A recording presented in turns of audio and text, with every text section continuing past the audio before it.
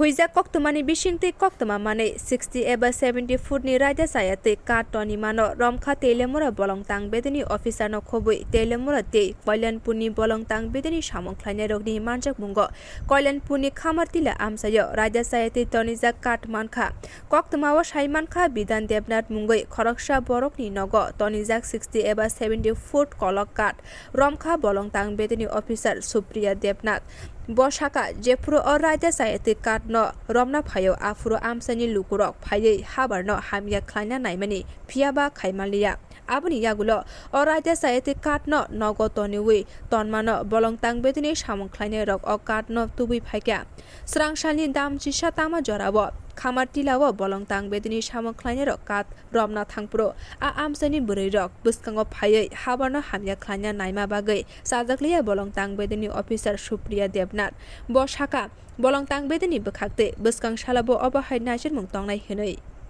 খবর ভিত্তিতে আমরা খামারটিলাতে অভিযান করছিলাম। আমরা সাথে ফরেস্ট ডিপার্টমেন্টের স্টাফরা আছিল, কোয়াইট স্টাফ আছিল, চম্পকনগর স্টাফ আছিল, তেলিয়ামুরা এফটিও স্টাফ আছিল, তারপর কল্যাণপুরের রেঞ্জ অফিসার, তারপরে কল্যাণপুর বিটের বিট অফিসার আছিল, তাছাড়া পিএস তেলিয়ামুরা পিএসের লোকরা আসলো। তো সবাই মিলে সেটা আমরা খামারটিলাতে অভিযান করি। অভিযানের ফলে আমরা এখান থেকে প্রায় ধরেন আনুমানিক 60 ফুটের মতো কাঠ আমরা এখান থেকে সিজ করছি, 60-70 ফুট হইব। তো যখন আমরা সিজ করতে বলে গ্রামের মধ্যে গেছি, তো তখন গ্রামের যারা লোকেরা আছে তো পরিস্থিতিটা একটু উত্তপ্ত করার চেষ্টা করছে। তো আমরা আমাদের যারা পুলিশরা, আমরা ফরেস্টের স্টাফরা অনেক চেষ্টা করছি। তারপরে আমরা আমাদের যে এসডিও স্যার আছেন তিনি আইসেন, আওয়ার পরে আমরা পরিস্থিতিটা স্যারের প্রয়াসে আমরা এখানে পরিস্থিতির মোকাবেলা করতে পারছি, মানে শান্ত করতে পারছি। তারপরে আমরা ওইখান থেকে বিভিন্ন জায়গা থেকে ওই জায়গা আমরা প্রায় সিজ করছি। মালিকের নামটা পাইছেন? মালিকের নাম তো পাওয়া গেছে না, মালিক তো ডাইরেক্টলি মানে যার বাড়িতে মালটা পাওয়া গেছে মালিক সে ক্লেম করতেছে না তার মাল পেয়েছে। তো কিন্তু ওইখানে উপস্থিত যারা কিছু লোক আছিল তার যে ব্যবহার আছে বা কিছু লোক আসলে ইনস্টিগেট করতেছে এখানে লোকেরা, তার থেকে বোঝা গেছে যে এটা লোকনাথ দেবনাথ করে একজন আছে ওইখানে, কুখ্যাত একজন টিম্বার মাফিয়া, তো তার হইতে পারে এটা। তো আমরা লোকনাথের খোঁজেই ম্যাক্সিমাম মেনলি গেছিলাম এখানে।